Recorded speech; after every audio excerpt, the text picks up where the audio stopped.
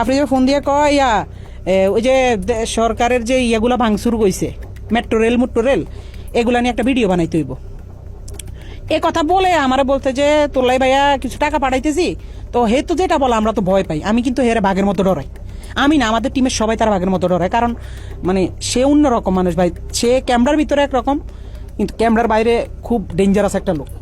তারা কিন্তু সবাই ভয় পায়। ইউটিউব ইন্ডাস্ট্রিতে একটা টাইমে তার সবাই বাঘের মতো ভয় পাইতো। সবাই রে তার অফিসে ডাকাইতেছে। যারা আমরা টিমের যারা মানে ছাত্র আন্দোলনের সময় তার বিপক্ষে চলে গেছিলাম। তার বেল্টের বাড়ি আমার তো বেশি কেউ খায়নি। তা বেল্ট খুইলা আমার কুত্তার মতো পিড়াইতো। এই সময় তাকে ভিডিও কলে একজনের সাথে কথা বলিয়ে দেয়া হয়, যাকে বাংলাদেশের ভবিষ্যৎ প্রধানমন্ত্রী হিসেবে তার সাথে কথা বলানো হয়। 2-3 মাস পরে হয়তো বা তার মাথাতে আবার ঢুকছে যে রাই কি কারো লগে আবার কিছু কইয়া লাইনি। হ্যাঁ, রাইরে আবার একটু দমক দিতে হইব।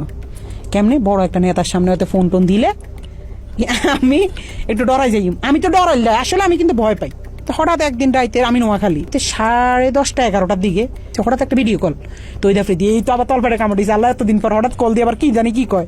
হঠাৎ ফোন দিয়ে কয়, শুন তোর লগে একজনের সাথে একটু কথা বলাই দিবে, বুঝছস রাহি? পরে আমি কই জি ভাইয়া, কোনো সমস্যা নেই বলেন। পরের দিন দেখলাম হঠাৎ করে বিপিনুর ভাইয়ের সাথে আমার কথা বলাই দিছে ভিডিও কলে।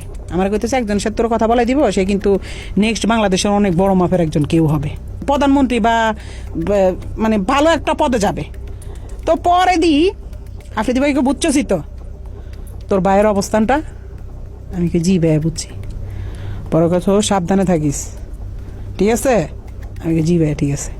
শুধু বুঝাইছে যে তার লগে বিশাল বড় বড় হাত আছে, এই জন্য সে দেশে খুব রিল্যাক্স আছে, মানে বুঝাইছে এটা।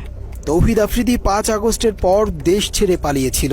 এরপর আসামি হয়েও আইনজীবী দিয়ে বাদীর মামলা পরিচালনা করা এবং নুরুল হক নূরকে নিজেদের পকেটে নেয়ার পরেই আফ্রিদি সাহস করে আবারও দেশে ফেরেন। 5 আগস্টের পরে 2-3 মাস সে আসে নাই। তখন আলহামদুলিল্লাহ বলছিলাম যে আল্লাহ সে না আসুক, সে তার মতো থাকুক, আমরা আমাদের মতো থাকি। আমরাও তার কাছে যাইতাম চাই না, সেও আমার কাছে না আসুক। যে মানুষ 5 আগস্টের পরে আইসা দেশে স্টে করছে, সুন্দরভাবে থাকছে, আল্লাহ তো আপনার সুযোগ দিছে। কিন্তু না, আপনার ভিতরে তো ওই মনুষ্যত্ব না। আপনি শুধু রিভেঞ্জ, কারে কারে ধরবেন, কারে কারে মারবেন, কারে কারে কি করবেন। আপনার মনের মধ্যে শুধু এসব হারামি। আল্লাহ কি আমরা ছাড় দিব? এসব কারণে তো আল্লাহ মানে ছাড়েন।